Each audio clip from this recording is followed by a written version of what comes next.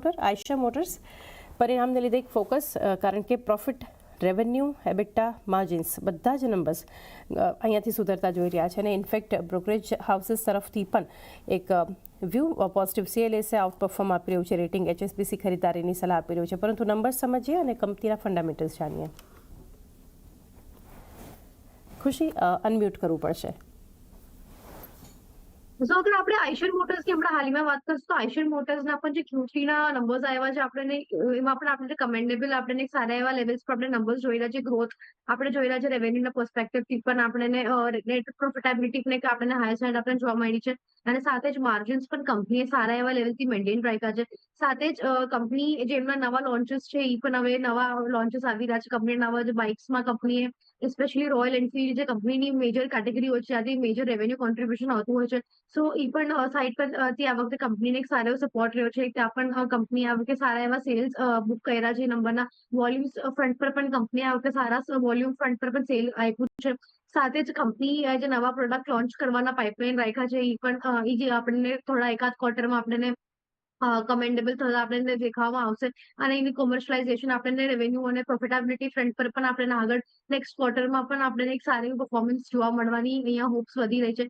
સાથે જ કંપનીએ જે એમના કમર્શિયલ સેગમેન્ટમાં આગળ જે એમના ડેવલપમેન્ટ્સ કરી રહી છે ત્યાં પણ ઘણું સારું છે. કંપની નવા કંપની સાથે કંપની હમણાં હાલમાં એમનો સ્ટેક લીધો છે વી કમર્શિયલ સાથે, જેના કારણે આગળ ચાલતા જ હમણાં આપણે ઓવરઓલ જોઈ પણ રહ્યા છે કે કમર્શિયલ સેગમેન્ટમાં પણ જેવી રીતે હમણાં ડિમાન્ડ એક હાયર આપણે જોઈ રહ્યા છે.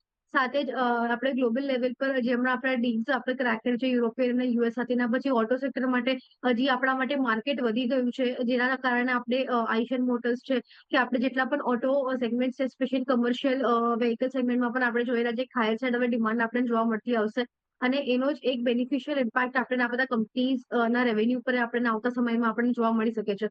સો એના કારણે જ્યારે આપણે જોઈ રહ્યા છે કે ઓલરેડી એક સારું ક્વાર્ટર આપણને મળી ચૂક્યું છે, સારું પરફોર્મન્સ આપણને મળ્યું છે, સાથે જ જે ફ્યુચરના જે પ્રોસ્પેક્ટ છે હજી સ્ટ્રોંગ થઈ રહ્યા છે કંપનીના માટે, જેવી રીતે કંપનીના નવા લોન્ચીસ લાઇન્ડ અપ કરી રાખ્યા છે કંપનીએ. સાથે જ કંપની એમના જે કંપનીના નવા સેગમેન્ટ છે, કંપનીના સેગમેન્ટ્સમાં પણ નવા એક્વિઝિશન્સ કરીને આગળ વધી રહી છે. સો એક ડિમાન્ડ ઓલરેડી આપણે એક હાયર સાઇડ જોઈ રહ્યા છે. સાથે જ કંપનીના જે ઓપરેશન્સ છે એ પણ હમણાં ઘણા સારા એવા લેવલ્સ પર છે, આગળ ચાલતા એમને હજી હાયર સાઇડ બુક કરવામાં હેલ્પ કરશે રેવન્યુ અને પ્રોફિટેબિલિટી.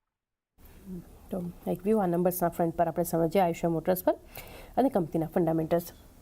વધુ એક નિફ્ટી કાઉન્ટર કૃષિ ગ્રાસિમ, એના પણ પરિણામ સમજીએ. નેટ પ્રોફિટ 26% વધુ સુધરતો જોઈ રહ્યા છે.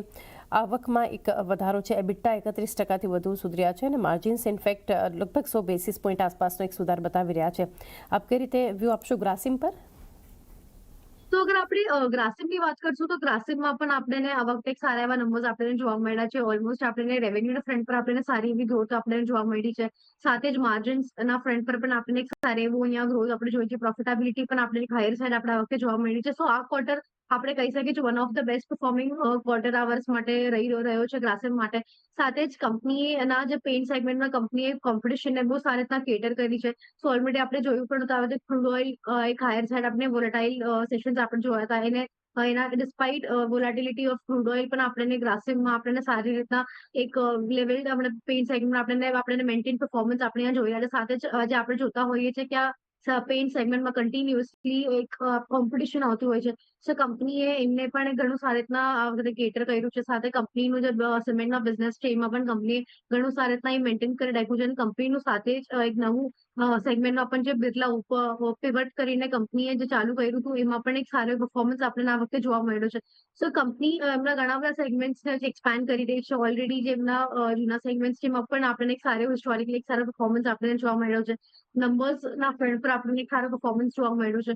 સો ઓવરઓલ આ પણ સ્ટોક પર એક્સપેક્ટેશન્સ ઘણી સારી બની રહી છે અને આપણે એક્સપેક્ટ કરીએ છીએ કે આપણને આજના દિવસમાં અને નિયર ટર્મમાં આપણને સારી મોમેન્ટમમાં સ્ટોક પાસેથી મળે. તો એક વ્યૂ પોઝિટિવ છે અહીંથી ગ્રાસિમ પર અને આ વધુ એક નિફ્ટી કાઉન્ટર કે જે આજે સ્ટ્રોંગ નંબર્સનું એક એક્શન બતાવી શકે છે.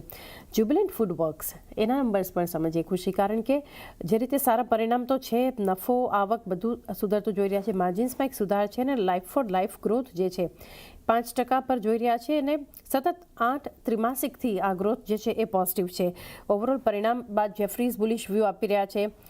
એની સાથે સાથે જોઈએ તો pre and as EBITDA margin એ પણ 9 ત્રિમાસિકની ઊંચાઈ પર પહોંચતા જોઈ રહ્યા છે.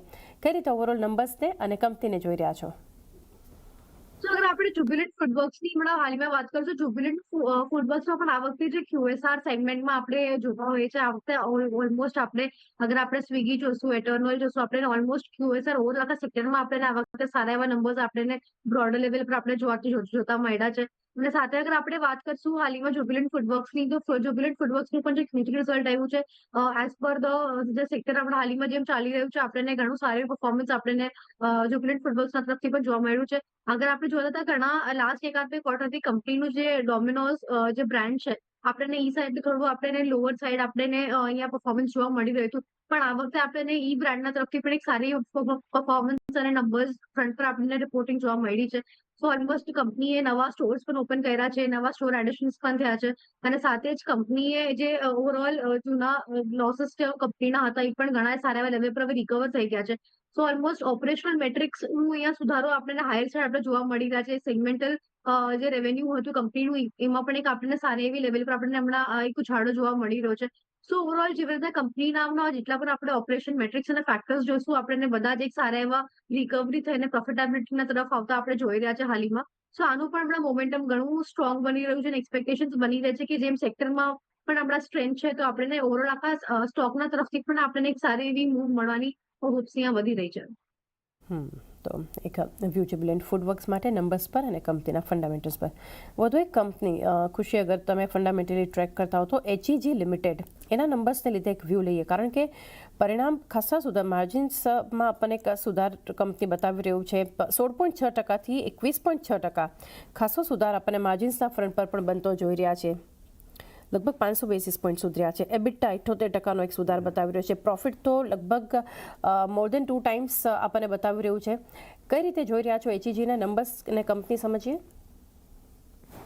તો અગર આપણે HEG નું હાલમાં જોશું, આ વખતે પ્રોફિટેબિલિટીના ફ્રન્ટ પર આપણને ઘણું સારું પરફોર્મન્સ મળ્યું છે. ઓલમોસ્ટ 140-150% આપણને અહીંયા ગ્રોથ જોવા મળી છે QOQ બેસિસ પર. સો એસ્પેશિયલી પ્રોફિટેબિલિટી આપણને ઘણી એક હાયર સાઈડ આપણને HEGના તરફથી જોવા મળી છે. અને સાથે અગર આપણે જોશું તો company third largest electrolyte producer પણ છે આખા વેસ્ટર્ન વર્લ્ડના અંદર. સો કંપનીના પાસે એક ડોમેસ્ટિક આપણે કહી શકીએ ડોમિનેન્ટ એક પોઝિશન છે, કંપનીના પાસે એક હોલ્ડ કરીએ છીએ. માર્કેટ શેર પણ કંપનીનો ઘણો સારો છે. સાથે જ કંપની એમની કેપેસિટી એમને ઘણું એક સારા લેવલ પર આપણે વધાર્યું છે હમણાં. સો કેપેસિટી એડિશન થઈ છે અહીંયા, જેના કારણે આપણે જોઈએ છીએ કે કંપનીના જે ઓપરેશન મેટ્રિક્સ છે એમાં આપણને હાયર સાઈડ હમણાં એક સુધારો જોવા મળ્યો, જેના વચ્ચેથી પ્રોફિટેબિલિટી ખાસ કરીને આપણને વધારે એક હાયર સાઈડ આપણે હાલમાં હમણાં જોઈ રહ્યા છે. પણ કંપનીનું જે રીતે કેપેસિટીમાં પણ એડિશન થયું છે, તો આવતા ક્વાર્ટર્સમાં પણ એક્સપેક્ટેશન છે કે આનું રેવન્યુ વિઝિબિલિટી હજી સ્ટ્રોંગ થઈ રહી છે. સાથે જ કંપનીએ જે એમનું એક્સપેન્શન કરી રહી છે, કંપની એમનું કેપેક્સ પણ હાયર સાઈડમાં કરે છે. ઓલમોસ્ટ 1200 CR નું કંપનીએ એક કેપેક્સ પ્લાન કરી રાખ્યું છે, જે FY30 સુધી કંપની કમ્પ્લીટ કરશે. તો આપણે જેમ જોઈ રહ્યા છે ઓલમોસ્ટ 2-3 વર્ષ માટે પણ આપણને એ ઓર્ડર બુક ઘણી સ્ટ્રોંગ દેખાઈ રહી છે. સો જેવી રીતે કંપનીના પાસે હમણાં ડિમાન્ડ કંપની કેટર કરી રહી છે, ઓર્ડર બુક્સ કંપનીના પાસે છે, કેપેસિટીમાં વધારો થઈ રહ્યો છે. સો ઓવરઓલ બધા જ જે મીટર્સ છે એ ઘણા સારા એ રીતના વેલ અલાઇન થઈ રહ્યું છે કંપની ના સારા પરફોર્મન્સ સાથે. અને જેવી રીતના આપણે આ ક્વાર્ટરમાં પણ એક આપણને એક્સપેન્શનલ પરફોર્મન્સ જોવા મળ્યું છે. એક્સપેક્ટેશન્સ હજી વધી રહી છે કે આપણને મે બી નેક્સ્ટ ક્વાર્ટરમાં આપણે સારી પરફોર્મન્સ જોવા મળી શકે છે કાઉન્ટરના તરફથી. તો